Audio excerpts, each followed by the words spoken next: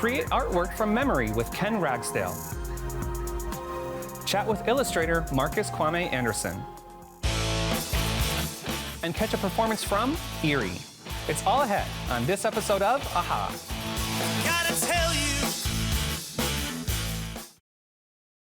Funding for AHA has been provided by your contribution and by contributions to the WMHT Venture Fund. Contributors include the Leo Cox Beach Philanthropic Foundation, Chet and Karen Alpelka, Robert and Doris Fisher-Melisardi, and the Robeson Family Foundation. At M&T Bank, we understand that the vitality of our communities is crucial to our continued success. That's why we take an active role in our community.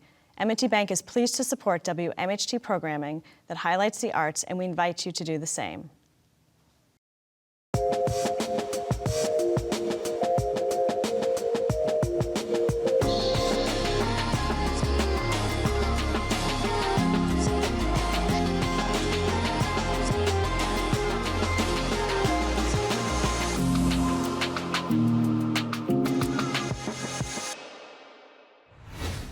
Hi, I'm Matt Rogowitz, and this is AHA, a house for arts, a place for all things creative.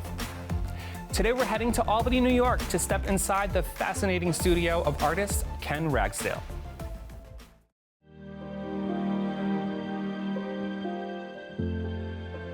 I make two-dimensional images that start out as drawings, and then they become sculptures, and then they become photographs, and then they become paintings.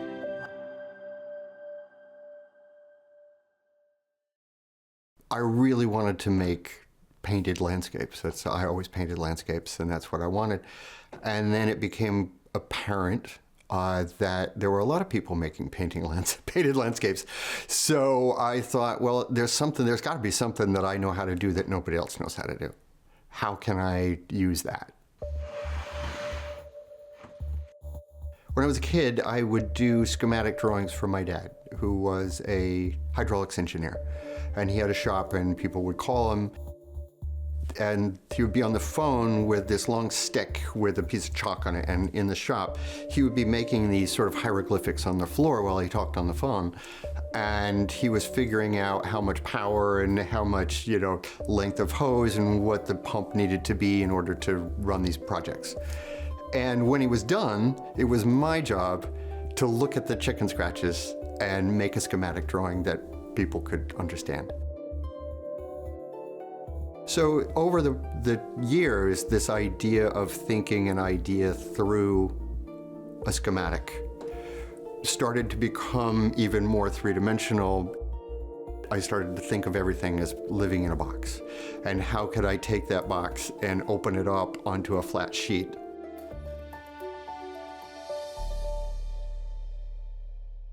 When I was in grad school, I started taking these drawings, these sketches, and building little models and then setting them up and painting them. And they said, well, that's still not very interesting. And they said, why don't you photograph them?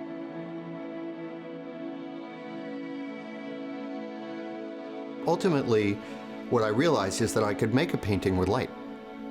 It was still a two-dimensional image, it was still a landscape, it still was color, but it was just light on paper.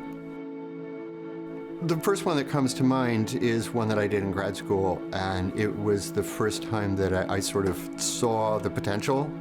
And it's called Night, and it's a scene of the house that my dad built that we lived in. It had a lot of blues, dark blues and things. And I wanted a light in the house, but I didn't understand it well enough at the time. So I thought, what I'll do is that I'll just cut a hole underneath the table and I'll put a flashlight. And it was beautiful, it was fantastic. It was exactly the right color. So just to get this little glow in the window. So that one sort of set really the scene for everything that I did after. The images that I make are all from memory. I take things that I'm familiar with from my past and I sort of reconfigure them into a new landscape. The memory is really about a moment of anticipation.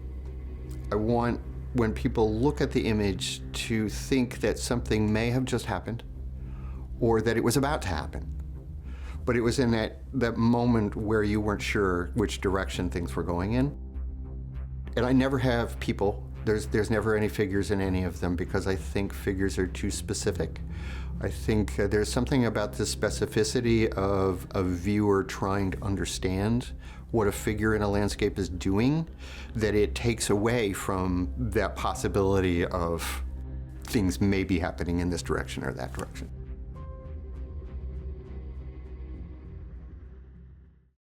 All of the objects, the players, I guess I would call them, the cars, the houses, the trees, whatever. A long time ago, I made a really stupid rule for myself that each one of those objects had to be made out of one piece of paper, and I couldn't use tape or glue, that it had to be held together just with tabs and slots. Part of that came from the idea that everything was, because it was all about my memory, and your memory is always in flux and it's always sort of transferable and never fixed. So I wanted everything that I made to be able to come apart and lay flat again. And then I could store it away, I could bring it back, I could reattach it, I could change it, I could do whatever. So it was never fixed. A car is a perfect opportunity. Knowing that everything fits in a box, you think, okay, if I have to open up that box, what's the best center point for that to functionally operate? And in the case of a car, it would be the roof. That's easy. So I will just start when I draw, I'll just start in the middle. And I'll start making lots of straight lines. And the weird thing is that I don't really have a plan when I start. I kind of have a plan, but it's in the process of drawing all of these straight lines that I can start to feel my way into it. I can start to see dimension, and if this is this wide, then it needs to be this wide, and then I'll start to allow that thing so the sides will come out. The front, the windshield will attach to a hood, to the grille, and then things might come in underneath of it, and it's like, how do I attach the bottom? I have a whole system for wheels which are then attached, by a structure to the bottom of the car. But almost anything can be built that way.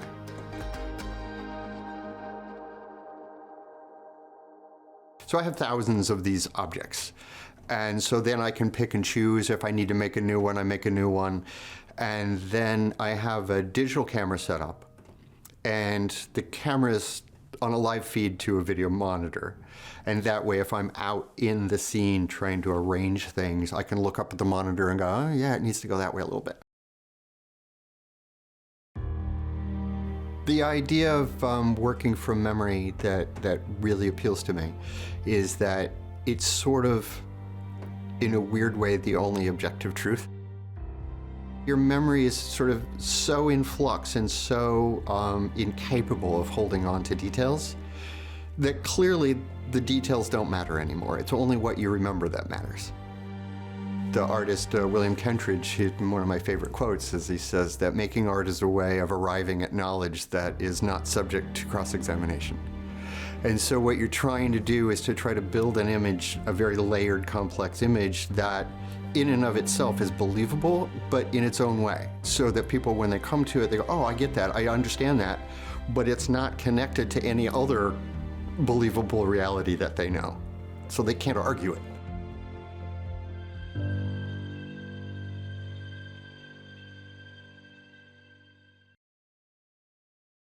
Illustrator Marcus Kwame Anderson brings characters to life in comic books and graphic novels. Jade Warwick spoke with Marcus to learn more about his creative process and to see what he's working on now. Hey Marcus, welcome to House for Arts today. Hey, good to be here. Yeah, I'm super excited to talk to you all things comics and illustrations, which is something that I'm personally passionate about. So to begin, I know you're a comic artist, comic illustrator. So what was the moment that comics went into like, oh, this is just like a hobby little fun thing to like being a full-fledged career? So for me, I started out as a kid who just loved to draw. You know, most kids love to draw, but they drop off at a certain point, but I just kind of kept drawing. And I had a lot of encouragement along the way, which was really positive. So, you know, one of the things that I like to draw was comics. I discovered them from my cousin who, you know, introduced me to a bunch of comics. And I was kind of hooked on them as a medium, you know, definitely as a reader. But then I started thinking, I would look in the title page at all the jobs. You know, there were writers, pencilers, inkers, letterers. So I'm like, all right, I could figure out how to do each of those pieces. And so I'd make comics on my own just for fun. Then I went away to college and, you know, I tried to go into a direction that was like, you know, more, had more job opportunity. Yeah. So, you know, I started doing more conventional illustration and I would get regular jobs, which were less fun, but a friend of mine like had this idea for a comic story and it became the independent comic book, Snow Days, that I produced with my friend Leo. And so that was like really, it reignited the desire to create comics, you know, so from there, and that was around 2012, you know? Okay, nice. Yeah, so around that time, I was like, okay, I'm not like setting this aside any longer, you know what I mean? Because I was like, I grew up wanting to do this, and that was a taste. And even though I wasn't like making any real money on it, it really provided visibility, and a lot of other people saw the work that I was doing and appreciated it, and then it led to other opportunities that were paid. So, you know, in this capitalist society, once you get paid for something, it's a little more realistic. Yeah, you know? And that lights the little spark too. You're just like, oh wow, like this is something that actually is sustainable for me. Definitely. So I know a lot of your work deals with historic and social themes, which can be really intricate. So how do you create illustrations and comics that connect with the reader to get these points across? Yeah, so when I'm creating work that deals with heavy themes, social themes, history, one of the most important things is the human element, right? Because all of these things involve people. So, you know, you present like relatable characters, and obviously, you know, in my latest work, it was historical fiction, so, but there was a lot of real people that were overlapped. But the most important thing is that humanity. So as a visual artist, my job is to, you know, really infuse that humanity in the work, you know, and make sure that it comes through. And if you do that, that's a huge part in creating something that readers can relate to, you know, because if it's that human element, if you can bring that through, you know, and be accurate, because accuracy is super important with history and social themes. Yeah, and do you think like that human connection is like a big piece of your work? Would you say that's like an undergoing or a continuing theme, and is that something that you consider like vital? Yeah, no, most definitely. I think that, because I mean, I'll be honest, I do consider myself to be, you know, a socially conscious person, you know, all of the words that essentially that a lot of people are trying to make controversial these days. And that comes through in my work, right? My belief in the fact that in the dignity of all people, specifically marginalized people and Black people in particular, you know, and like, so that's all there in my work. Just of justice and social justice are infused in there as well as a broader, you know, human narrative that everybody should be able to relate to. Yeah, that's what I think. I know people are probably tired of hearing this, but it's more important than ever, you know, Absolutely, now. Yeah, It's way more vital than ever. So we definitely need stories like that being shared. So give us a little background of like your creative process. Like I think people, like a lot of people read comics, but like, how do you even begin? Like you have an idea and then like, what does that look like? Yeah, so for me, so there's a lot of sketching that goes on for projects. Right now I'm actually in the process of just doing sketches and concept art for an upcoming project. But so I'll start with just a lot of, you know, reading the script and really getting and research and getting to know, you know, whatever material I'm covering. And then from there, it's really just a matter of just a lot of sketching, making mistakes, figuring things out. And then eventually you land on like a drawing, a character design, a concept design, and you're like, oh, that's it, you know, and I can just feel it just after all of those hours, you know what I mean? And so yeah, after all that sketching, then you dive into the script and layouts. So layouts are like really rough page designs, you know, and you don't want to be doing detailed pencils on layouts because you want the room to make mistakes and just get them done. The last few books I've done have been, the first one was almost 200 pages. Wow. And the next one was almost 300 pages. So, you know, if you imagine me doing like my initial layouts as like really detailed, like that would just take forever, you know, so. After layouts, you usually share them with the team, your editors, your writers, and make sure everybody's on the same page. And then if it's all good, then I jump into pencils and inks. And I've kind of gotten a process recently where I do my pencils pretty quick, and then I jump into the inking process. And because I'm pretty confident in my ink work. and then colors, of course. I was saying, of course, colors. Now, what are these two last? You said 200 pages and 300. Now, which books were those? So, the Black Panther Party, a graphic novel history, which came out in 2021, that was 170 pages. Wow. And then the Big Jim and the White Boy, which came out just this past October, was 275 pages. How many hours do you think you put in? You just give a red. I know that's probably I can't keep track. Thousands, probably. Yeah, it was very, very involved. So it's kind of well known if you're in the industry or read comic books or a fan of comic books that getting into this industry is kind of notoriously difficult without being drowned out. Yeah. So what is some advice you would give to an artist or some some advice or just important steps that you would give to an artist trying to make it out into the comic industry, and what is maybe a lesson? Yeah, I would say be observant, just because we all consume media of different sorts, right? So I think there's lessons to be learned from the media of film and movies, because they share some language with comics, and there's certain aspects of comic storytelling that are unique. But just be observant and pay attention to things. Obviously, if you want to draw, illustrate comics, you definitely want to just practice your craft. Really acclimate yourself with how to capture people, emotions, forms, environment, and all of those things. And a lot of that, it really just comes from hours and hours of repetition. But if you want to do it, there's no shortcut around learning your craft.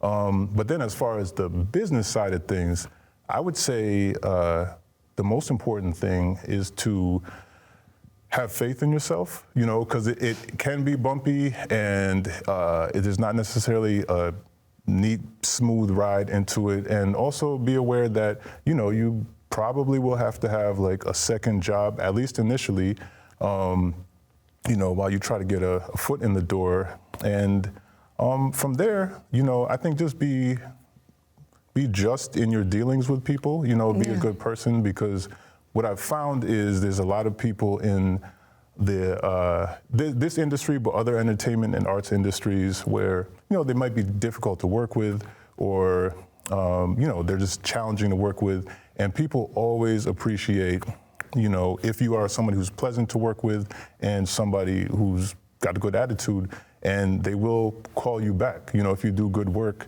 and you're just a good person to work with. Yeah, because that's true, because you could do good work, but if you're not a fun person to work with, you may not get that call back. And they may move to somebody who subjectively, it's all subjective, but they're like, oh, this person's at least happy, good and fun to work with, even if his work's a little less on the detail side or something like that. So I think that's a really good lesson, just being just your best self and just being easy to just work with within the artist world, because I've seen that myself. So any books coming up that you want people to know? Any projects or anything? So I'm working on quite a few things. Some that I'll be able to speak about soon. I do think I'm able to speak about my next graphic novel, because I think it was announced. It is an autobiography of Harriet Tubman, based on a previous prose autobiography. And it should be out, I believe, in 2026. So I'm just starting the work for it now. That's awesome. Well, thanks. Can't wait to read that one and get it signed. But thank you for stopping by, Marcus, and telling us about all the things you love within the comic world. Appreciate you. Thank you. Please welcome Erie.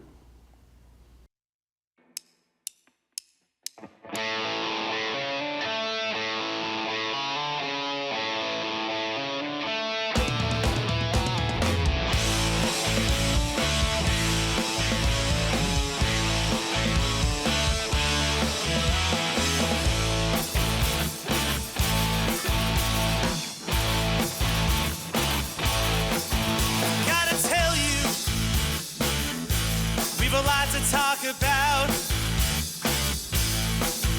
Gotta tell you, we've a lot to talk about.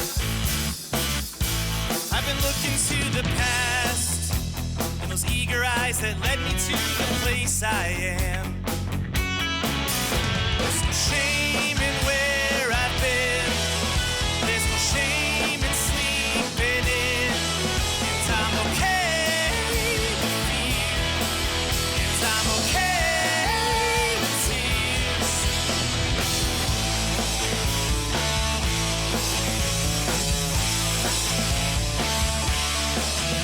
Gotta tell you, there's a lot to think about. Gotta tell you, there's a lot to think about. Every time I think I'm through, I'm reminded why I started in the first place. There's no shame in where I am. There's no shame in making plans. And I'm okay with fear. And I'm okay with tears. Oh, we were kings down in the basement. Everybody's ears were ringing out. The sun came up and we were headed off to bed. Thought one day I'd play the garden, not be 30 in a hospital. Still, I'm not too old for keeping the dream alive, but I'm much too young to die.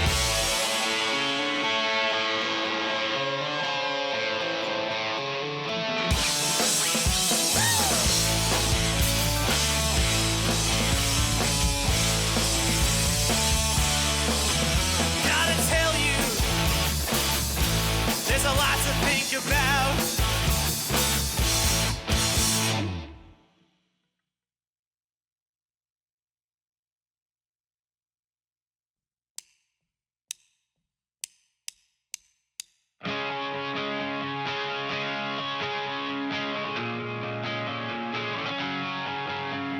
Trying to find out why everything good has to end. And every dream turns into a fair weather friend. Am I just firewood? 'Cause I'm starting to burn out.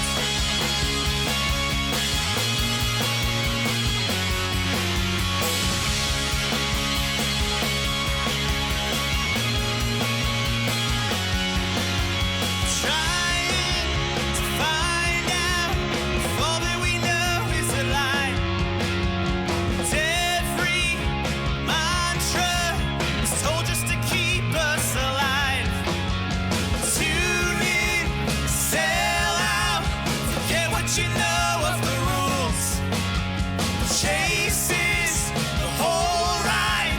You get off now, you're a fool. Am I just firewood? Am I just firewood? 'Cause I'm starting to burn out. Starting to burn out. Starting to burn out. Starting to burn out.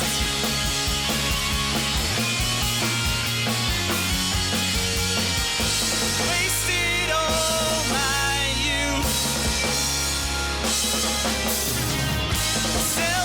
Self-inflicted wounds. Am I firewood? More like fireworks.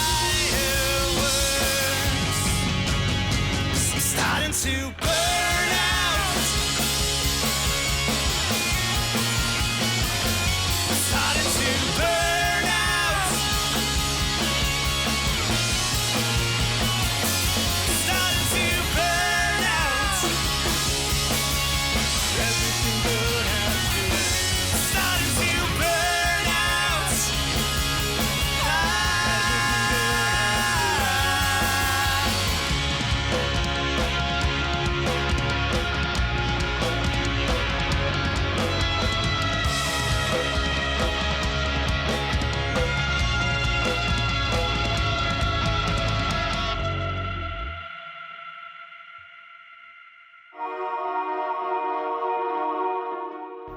Thanks for joining us. For more arts, visit WMHT.org/aha and be sure to connect with us on social.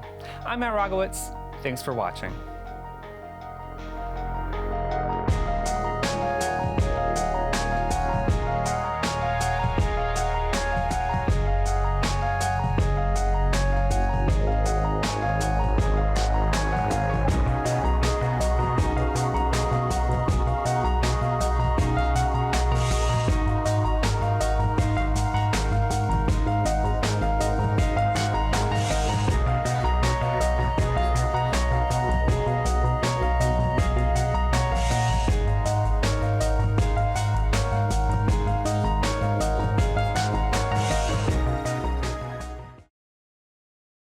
Funding for AHA has been provided by your contribution and by contributions to the WMHT Venture Fund. Contributors include the Leo Cox Beach Philanthropic Foundation, Chet and Karen Alpelka, Robert and Doris Fisher Melisardi, and the Robeson Family Foundation.